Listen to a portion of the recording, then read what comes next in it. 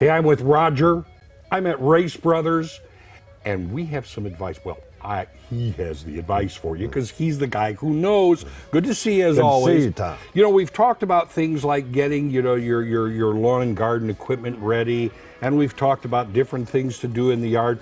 Let's bring it into a little bit different area. First of all, let's talk about how you get like your garden ready or your flower beds ready, different things like that. Now is the time to get on that. Absolutely. Whether it's big enough that you need a tiller, in fact, there's some of those little small tillers that you can lift up into a flower bed or whatever to get the small areas. They're actually more of a cultivator than a tiller, but that gets it all churned up, loosened up.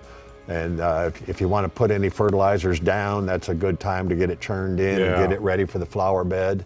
Is this the time when you start thinking about bringing some of those starter plants out to the outdoors now? This is around now, and I know people are starting, tomatoes and all sorts of things. A lot of the early stuff can get going, and all that is going. This year's starting a little late, but you always want to wait till it's really going to take effect and not get a frost and back you up. And the thing is, when it comes to specific flowers or plants or anything, you have the experts around here. If you want to know, can I plant this now? You'll be able to find an answer here. Yeah, we'll have people that can tell you, and we have all the chemicals that are for the specific vegetables or flowers, whether it be tomatoes and all the specific ones that need, and if they have problems with aphids and bugs, we've got all that stuff that you can, powders that go on your garden products. I was going to say, let's talk a little bit, because now is the time you want to get after some of the pests.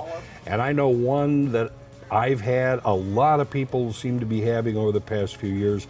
That's the moles and the gophers, and you have ways for folks to kind of help get rid of that problem. That's right, whether it's just a regular old mole and gopher repellent, they're always a big problem. They're really hard to deal with. Yeah. And we carry the old spring and traps. Ankle breakers is what they are. If you walk in your yard, you step in one.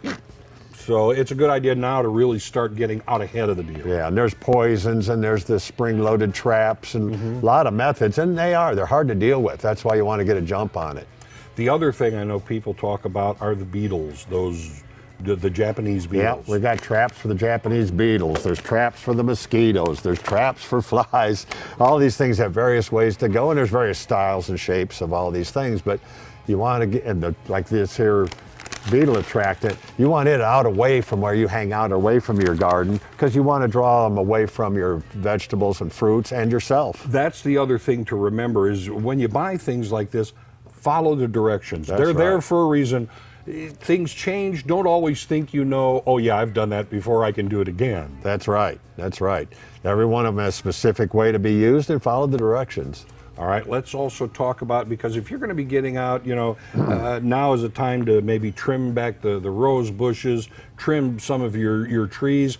You've got the hand tools. It doesn't always have to be a power tool. It can be very simple. No, that's right. And it takes care of the job. Like we got a couple of them right here. The little lopper, you got the limb saw, little machete case, so you can carry it with you. You see one, you go after it. And this is one of the more simple tools there is. Basic as there is. Yeah, and it has the reach, and it has the power to get those kind of jobs done.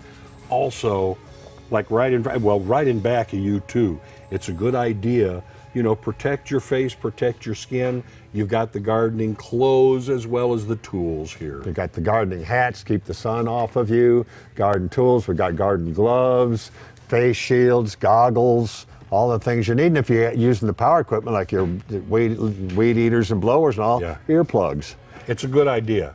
You may not think that it's harming, but it can after a while. That's right. So protect your face, protect your eyes, protect your ears, protect your skin. Have good clothing that you can use out in the garden or out in the lawn. And you should be able to, ask any other question you might have right here at Race Brothers. You get all equipped, and then you go out and protect your yard.